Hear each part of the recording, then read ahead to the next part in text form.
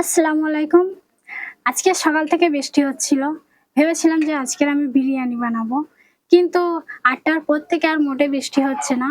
একদম খুব রোদ, প্রচণ্ড রোদ। সেই কারণে আজকের আমি বিরিয়ানিটা চেঞ্জ করলাম। কেননা এতক্ষণ গ্যাসের ধারে থাকা খুব কষ্টকর। গরমও হচ্ছে প্রচুর। সেইজন্য সামান্য কিছু চিকেন নিয়েছি। বাদবাকি চিকেনটা ফ্রিজে রেখে দিয়েছি। এটাকে আজকের আমি চিকেন কষা বানাবো। এটাকে আমি চিকেন কষা আজকের বানাবো। বিরিয়ানিটা বাদ দিয়ে দিয়েছি। প্রথমে আলুটাকে আমি ভেজে নেব লাল, লাল করে। কোনো মসলা দেবো না, শুধু আলুটা ভেজে নেব।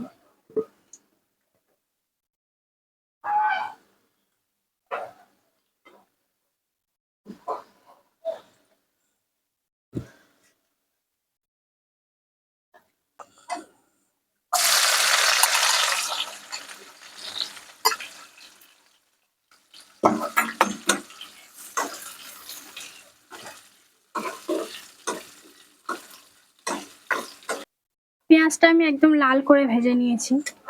পেঁয়াজ কিন্তু যত লাল করে ভাজাবে তরকারি তবে রং আসে সুন্দর করে।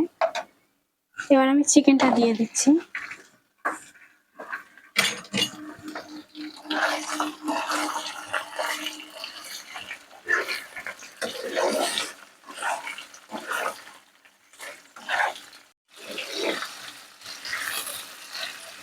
কাঁচা মাংসটাকে একটু আমি ভেজে নিয়েছি উল্টে পাল্টে।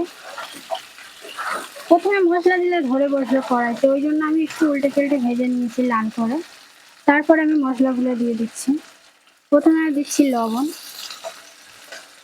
তারপর হলুদের গুঁড়ো, তারপর এখানে আমি লঙ্কা দিয়ে দিচ্ছি। আদা রসুন বাটা দিয়ে দিচ্ছি। দিয়ে এটাকে একটু ভালো করে নেড়ে চেড়ে ভেজে নেব।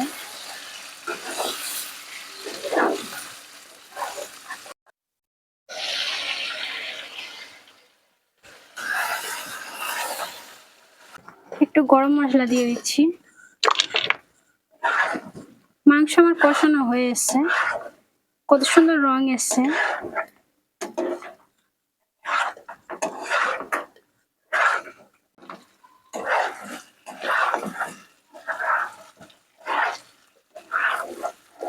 মাংস আমার কষানো কমপ্লিট হয়েছে, এবার আমি পানি দিয়ে দিচ্ছি।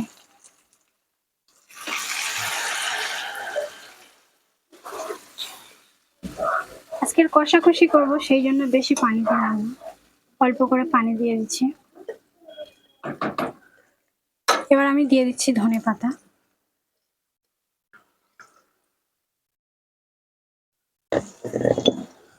কিছুক্ষণের জন্য এবার আমি চাপা দিয়ে রাখবো। তরকারিটা পুরো সম্পূর্ণ কমপ্লিট হয়ে যাবে।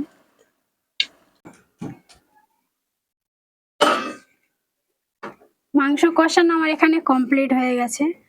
পুরো তরকারি আমার হয়ে গেছে। কত সুন্দর কালার এসছে, রং এসছে, তেলও কত সুন্দর হয়েছে।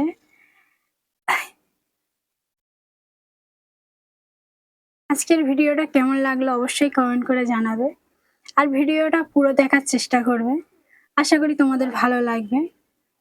আর ভালো লাগলে অবশ্যই একটা লাইক করে যাবে। আজকের ভিডিও এই পর্যন্ত। আবার দেখা হবে অন্যদিন অন্য একটা ভিডিও নিয়ে।